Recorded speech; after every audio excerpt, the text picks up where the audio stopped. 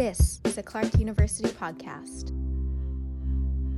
You know, we hear some rhetoric that Syria was like a test drive for Ukraine. I think that's the wrong framing. What's happening to Syria matters because it's happening to Syria. It doesn't have to be applicable somewhere else for it to be important.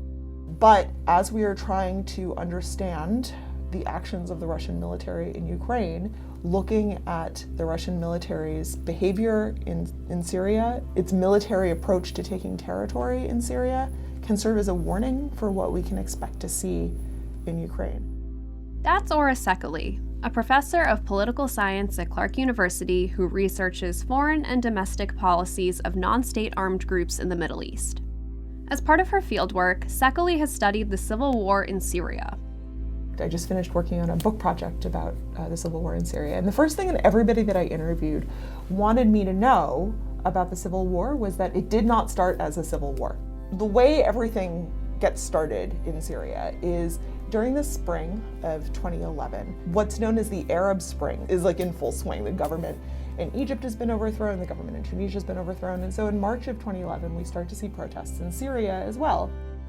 People are calling primarily for dignity, the word that you hear in a lot of the protests is karama, which means dignity in Arabic.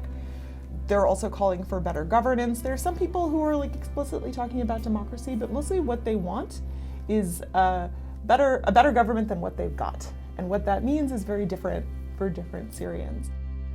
The government responds with violence. Some members of the Syrian military defect because they're unwilling to shoot at fellow Syrians, which gives rise to this organization called the Free Syrian Army, which is the first of the major rebel groups. That eventually becomes this umbrella group with this whole constellation of other rebel groups with lots of different ideologies. And so pretty quickly that devolves into a civil war. And so by 2012, the civil war is in full swing. But things are starting to look a little bit iffy for the government. They're starting to get a little bit worried. And then in September of 2015, Syria's close ally, Russia, enters the war. Russia entered that war and targeted civilians, which in hindsight seems like a precursor to the current war in Ukraine. Very quickly, the Russian Air Force begins targeting civilians in Syria. Now, this is not new. The Syrian government had also been using its Air Force to target civilians in Syria, but I think it's worth noting, particularly in the context of what we're now seeing in Ukraine, that this was clearly a matter of policy by the Russian military. I'm Melissa Hansen, a producer in Clark's communications office, and this is Challenge Change. Russian airstrikes in Syria were heavily documented on social media, particularly on YouTube. One of the interesting features of the civil war in Syria is that it is extraordinarily well documented by video, and a lot of this stuff is hosted on YouTube. So there's this organization called the Syrian Archive, which is archiving videos of military activity, in particular human rights violations, atrocities against civilians, that are documented by video and that can be verified. These show repeatedly that the Russian military is attacking civilian targets with absolutely no military value. What I'm talking about here is deliberately and intentionally targeting civilian targets that are only civilian targets. So mosques are a really common target, schools, bakeries, and especially hospitals. There's this extremely well-documented pattern in Syria of the Syrian government and also the Russian military deliberately targeting hospitals. Social media in the context of war can be a way to share a story with the media and the public, a way to document war crimes, or a place for propaganda. I was, I think, as surprised as anybody else who's not an expert on the Russian military when Russia actually invaded Ukraine. But the conduct of that invasion has not been surprising, I think, to anybody who's familiar with the conduct of the Russian military in Syria. I don't want to let the Assad regime off the hook here, but the conduct of the Russian military, the approach of causing maximum damage to civilians as a way to break civilian resistance and remove rebel control of territory was really just extraordinarily brutal. And watching their behavior in Ukraine, it's just sort of more of the same. Today, Ukrainians are posting on TikTok as Russian attacks continue. You know, every new media technology changes the nature of the first war that it's present for, right? So, famously, the fact that the Vietnam War was being broadcast into Americans' living rooms really changed the way that people thought about the war, and it changed public opinion in really powerful ways. Social media and the accessibility of fairly high-quality video cameras that we all carry around in our pockets now has really offered a new capacity to armed groups and nonviolent civilian activists to tell their stories without necessarily having to go through the traditional media as a gatekeeper.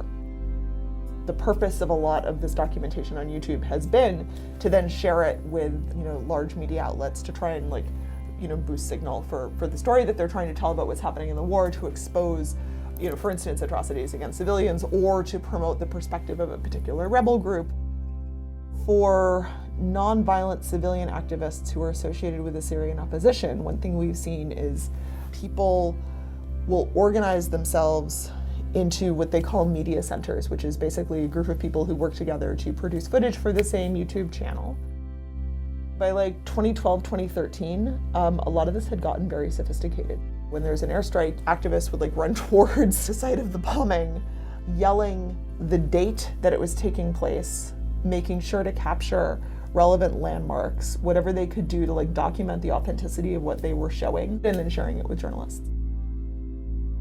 Armed groups have also used this platform as a way to try and tell their own stories, to produce ideological propaganda for their groups, or in some cases to produce material that's meant for recruiting.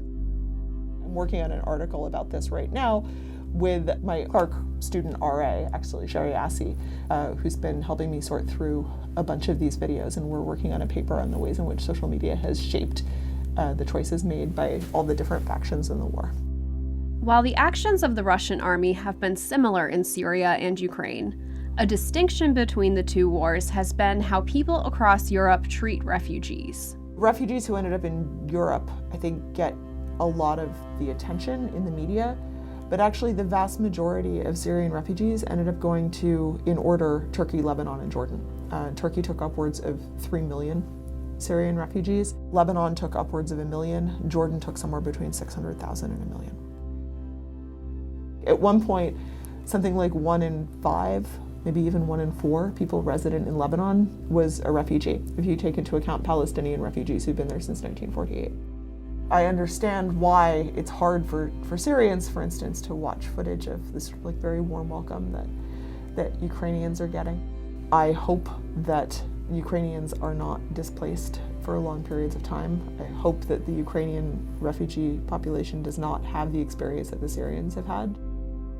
For anyone who feels helpless watching the news out of Ukraine, Szekely encourages donating funds to support refugees. If people are listening and they think this is all terrible, all of this is awful, what do I do? How do I help? There are a lot of organizations, especially local organizations, that are aiding recently arrived Ukrainian refugees in states bordering Ukraine. There are also a lot of really great organizations that have been doing wonderful work for the last decade supporting Syrian refugees and refugees in other parts of the world too. One organization that I really admire is the Collateral Repair Project, which works in Jordan supporting Syrian refugees. You can look up their work, and there are also lots of other smaller local organizations that are really doing their best to make things better for people who have lost everything and who've been displaced and had to start their lives over. To learn more about political science at Clark, visit clarku.edu/political-science. Challenge Change is produced by Melissa Hansen and Andrew Hart for Clark University. You can find other episodes wherever you listen to podcasts. 1, 2, 3, Clark!